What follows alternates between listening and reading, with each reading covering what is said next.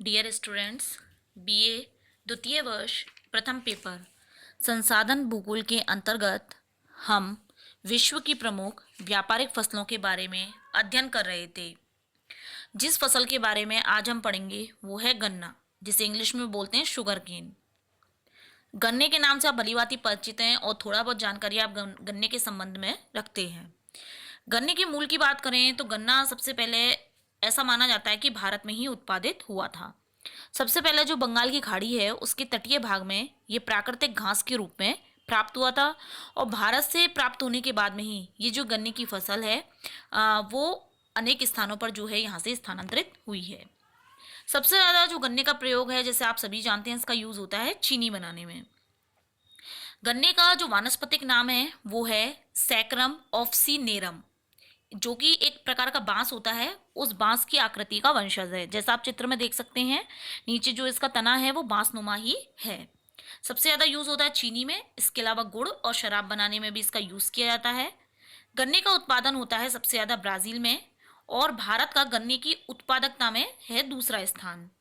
गन्ने की खेती बड़ी संख्या में लोगों को रोजगार देती है और विदेशी मुद्रा प्राप्त करने में भी यह एक महत्वपूर्ण भूमिका निभाता है। धीरे धीरे समय के साथ में चीनी की मांग बढ़ती जा रही है, जिसके कारण जो गन्ना है उसका भी प्रतिवर्ष जो उत्पादन है उसमें बढ़ोतरी हो रही है। सबसे पहले बात करते हैं गन्ने के उत्पादन की भौगोलिक दशाओं के बारे में। उपोष्णकटिबंधीय जलवायु में उत्पन्न होने वाली ये फसल है। इसके लिए आर्द्र और उष्ण जलवायु अच्छी है, यानी इसके लिए बारिश भी होनी चाहिए तो थोड़ी उसके साथ में गर्मी भी रहनी चाहिए, इस तरह का मौसम चाहिए।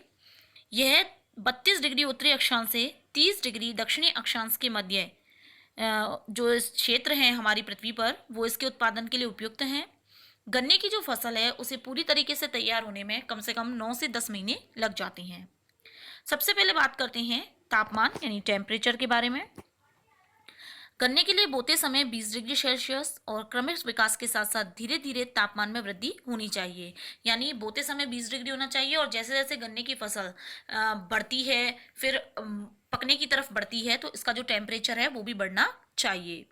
पकते समय तापमान 21 डिग्री से 27 डिग्री सेल्सियस होना चाहिए। फ़ारेनहाइट में बात करें तो हम 70 डिग्री से 80 डिग्री, सेल्सियस में 21 से 27, फ़ारेनहाइट में 70 से 80। पकते समय अगर तेज धूप होती है तो इससे जो गन्ने में रस होता है उसमें बढ़ोतरी होती है और जो उसकी मिठास होती है वो भी काफ़ी अधिक मात्रा में बढ़ती है। सेकंड जो हमारी भौगोलिक दशा है वो है वर्षा। वर्षा की अगर हम बात करें तो जब गन्ना पकता है उस समय बारिश नहीं होनी चाहिए। पकने से पहले अगर भारी और अच्छी लगातार बारिश हो जाती है, मतलब खूब तेज़ और अच्छी बारिश हुई है ज़्यादा मात्रा में, तो वो बहुत ही ज़रूरी है गन्ने के लिए। कम से कम इसके लिए 125 से 175 सेंटीमीटर वार्षिक वर्षा होना बहुत ज़रूरी है। थर्ड आता है मिट्टी। मिट्टी की हम बात करें तो इसके लिए फास्फोरस तत्वयुक्त गहन उपजाऊ मिट्टी होनी चाहिए। काली लावा मिट्टी, चिकनी दोमट और कांप मिट्टी गन्ना उत्पादन के लिए उपयुक्त मानी जाती है, यानी ऐसी मिट्टी जिसमें थोड़ी सी आर्द्रता बनी रहे, इसके लिए वो उपयुक्त मानी गई है। इसके बाद हम बात करते हैं उर्वरक के बारे में। उर्वरकों में हम देखें तो इसकी जो मिट्टी है जब कम उपजाऊ होती है तो उसके लिए खाद देना बहुत ज़रूरी होता है। तो इसके लिए जो मिट्टी है उसमें नाइट्रोजन और फास्फोरस तत्व जो होते हैं उनकी अधिक आवश्यकता होती है।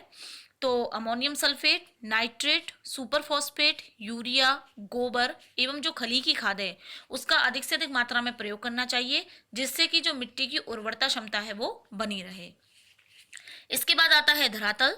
धरातल की हम बात करें तो सामान्य ढालयुक्त धरातल होना चाहिए, ताकि पानी जो हो वर्षा का वो जमा नहीं रहे, वो बह करके निकल जाए। साथ ही साथ जिन क्षेत्रों में गन्ने की कृषि होती है वहां पर यातायात की सुविधा भी बनी रहे।